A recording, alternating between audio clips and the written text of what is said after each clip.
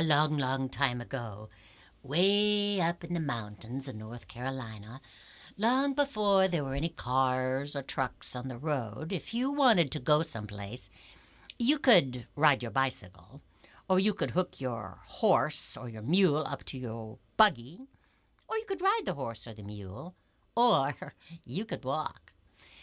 Well, at that time, living in the mountains, there was an old man by the name of Henry, and he had a wife. Her name was Elvira.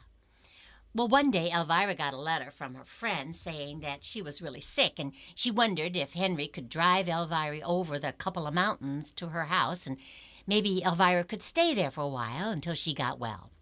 So Henry hooked up the mule to the buggy and drove Elvira over the mountains. And when he got there, he said, "Elvira, when you wants me to come and get ya, just send me a letter, and I'll come and pick you up. But I wants to be home before dark, so I'm going to be here by 11 o'clock, and I want you to be ready." And Elvira said, "Oh, yeah, Henry, no problem. I'll send you a letter." So Henry said, "Get up there, mule," and off he went home. Well, it was the end of August when Henry had taken Elvira over to her friends, and he didn't hear anything from Elvira until, well, almost the end of October. Finally, Henry got a letter, and the letter said, "Henry, my friend is well. Come pick me up." So he hooked the mule up to the buggy, and he drove back through the mountains, and he did get there by 11 o'clock. But was she ready? No. Those two women had thought of a whole bunch of recipes that they forgot to tell each other, and they were talking and writing and talking and writing. Finally, Henry, he got fed up. He said, "Elvira, hiss up. Come on, girl." So she did. She got out, jumped in the buggy, and Henry said, "Get up there, mule." Pop! And they headed off down the road towards home. But they were late leaving, and pretty soon the sun went down behind the mountain about 3 o'clock, and it gets cold up in the mountains of North Carolina when there's no sun shining.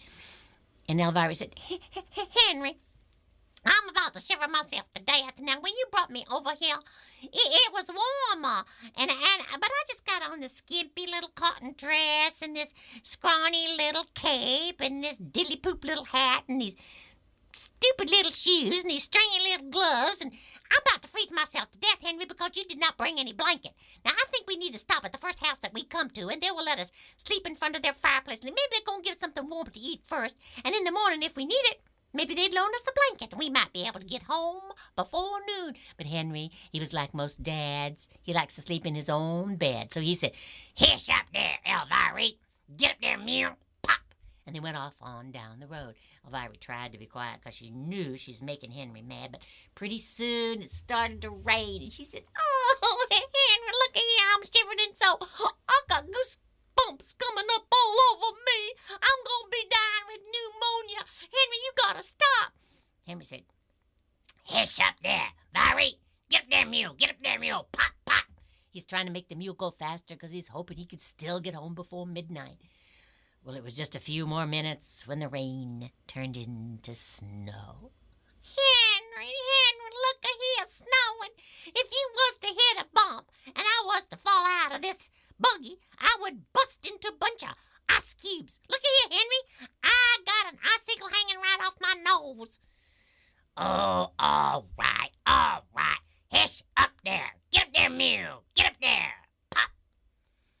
Elvira was quiet because Henry had promised that they would stop. They turned 4 or 5 corners up there on that road in the mountain, and pretty soon they saw it.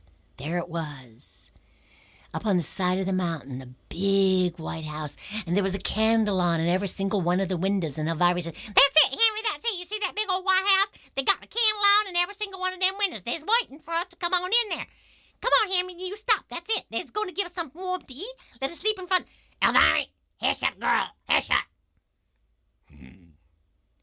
Henry looked at the big old house, and he reached into his pocket and took out his big old gold watch. He opened it up. He said, "Elvira, I don't like the looks of this. Look at that house. There's a light on in every single one of them windows. Them folks is strange, Elvira. Them folks is strange." "But Henry, said that you would stop, and they's a-waiting for us to go. All right, all right. Henry drove up the driveway, stopped the buggy right by the steps that led up to the big old front door. Elvira got out. She said, Henry, drive that mule on down around to that. I knows what's to do to the mule. Go on in there, get yourself warm. So Henry drove the mule on down to the barn, brushed it down, gave it something to eat and drink. And while he was doing that, Elvira, she'd knock on the big door. She'd go, boom, boom, boom, boom, boom. And from deep inside the house, a voice called out, and the voice said, Come in.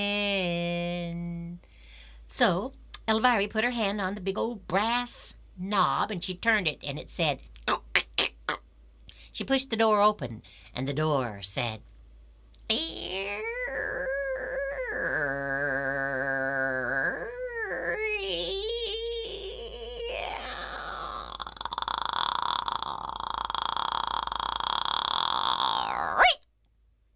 She was looking into a hallway with stairs going up.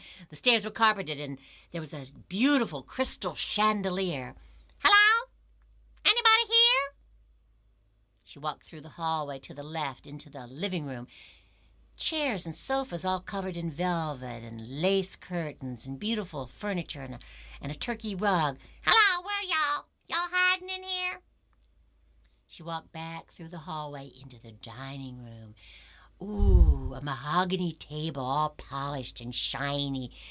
On the table were linen placemats, china plates, crystal goblets, linen napkins, sterling silverware.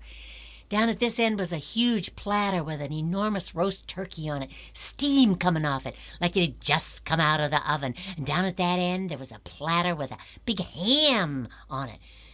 Cloves sticking into the pineapple rings on the ham. And in between, there were bowls of peas and carrots and mashed potatoes and gravy. Elvira, she reached down and she peeled a little bit of that turkey skin.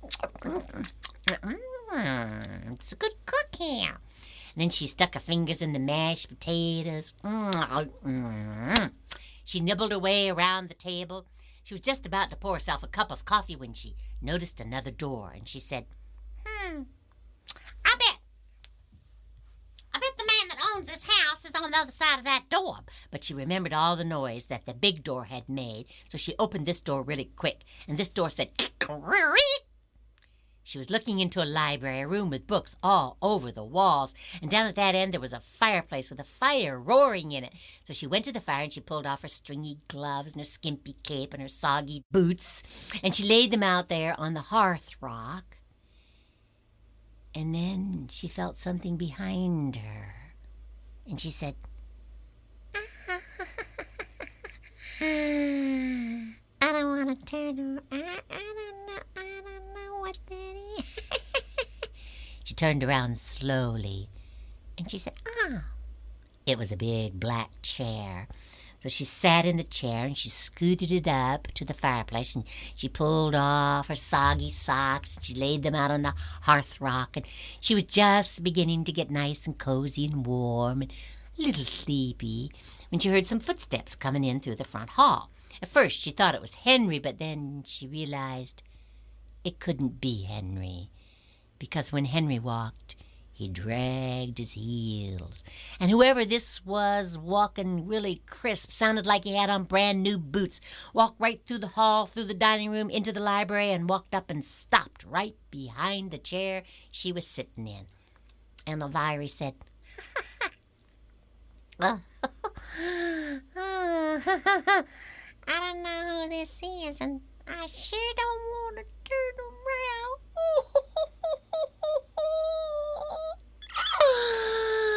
She started chewing on her fingernails, and she turned around really slow.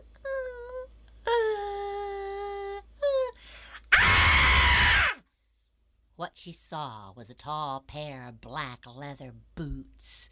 The man had on green velvet trousers and a green velvet frock coat, the kind they wore back when they signed the Declaration of Independence.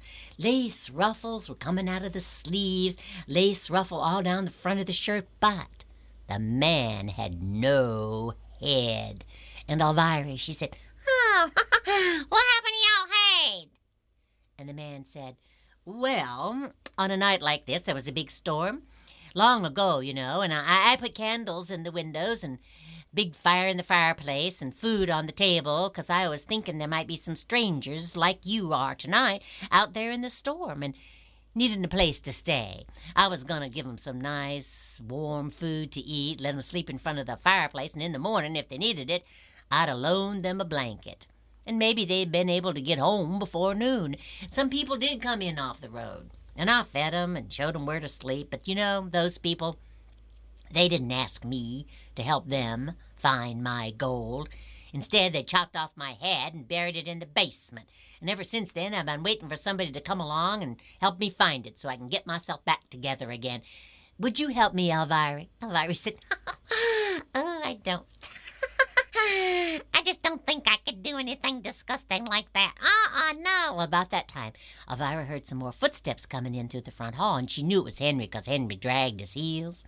Henry walked into that library. He said, "Elvira, who is that?" "Oh, Henry, this is the man who owns the house. Long time ago, some people came in off the road, chopped off his head, and buried it in the basement. And he's wanting us to help him find it, get himself back together again." Henry said, "Elvira, how could he tell you that? He ain't got no mouth." "Oh, Henry, just hush up. He'll tell you the same story that I'm telling you." Well, pretty soon the man said exactly what Elvira had told him. And then he said, "And Henry, would you help me, please? Would you help me find my head so I can get myself back together again?" Henry said, "No, I don't think I could do that. You see, I don't know nothing about head hunting." "Oh, it's not hard," said the man. "You just go over there, the far side of the room. You see that door? Open the door. You'll see some steps going down to the cellar. It's a dirt floor. Get to the bottom of the steps. There'll be a shovel leaning up against the brick wall. Dig around the dirt, find my head, bring it back up, put it on my shoulders, and I'll be back together again. Will you do that for me, Henry?" Henry said, "Well, I guess I could try." So he walked over to the door, and he opened it quickly. "Hey, it's really dark down there." Oh, all right," said the man. "I'll give you some light." So the man walked over to the fireplace, and he pulled off 2 of his fingers, stuck them into the fire, and lit them up like candles. And he handed one to Elvira, and she said, "Oh, no, what a stinky thing that is." And then he handed one to Henry, and Henry said, "Much obliged." Henry and Elvira walked down the stairs, and at the bottom they did find the shovel. So Henry said, "Elvira, you gots to be holding my candle, 'cause I'm going to be doing the digging." "Oh, no, not 2 of them sticky, nasty, stinky things." Henry started digging. He went around the floor, and he heard thump, thump, thump. He said, "Elvira, will you quit all that shaking and jiggling with the candles? You're trying to make me sick of my stomach." "Oh, this is so terrible." Pretty soon, Henry dug some more, and he heard a thonk. So he started digging where he heard the thonk, and he hadn't gone very far down in the dirt before he come across something that looked like a mop. He figured that was a hair, so he dug all around it, deeper. Then he grabbed hold of the hair, and he pulled it out, and he brought the head up the stairs, and he said to the man, "Is this it? Is this your head?" And the man said, "You know, I really don't remember being that tall." He stepped under the head. Henry lowered it onto his shoulders, and the man said, "Yes, this is it. This is my head. Henry and Elvira, because you helped get me back together again, I'm going to give you this house. I'm going to give you the 186 acres that this house sits on, and I'll give you everything that's inside the house. And if you take that shovel and go out and dig under the oak tree in the backyard, you'll find the gold those people were looking for long ago. And I promise I'll never bother you again." And he disappeared. Now, if you should ever happen to go to the little town called Boone, up in the mountains of North Carolina, drive east on the gravel road, And after you've gone about 6 or 7 miles and turned many corners, you'll see it up on the side of the mountain, the big white house. And if it's nighttime, there will be a candle in every single one of those windows. Henry and Elvira don't live there anymore, but their children do. So stop in.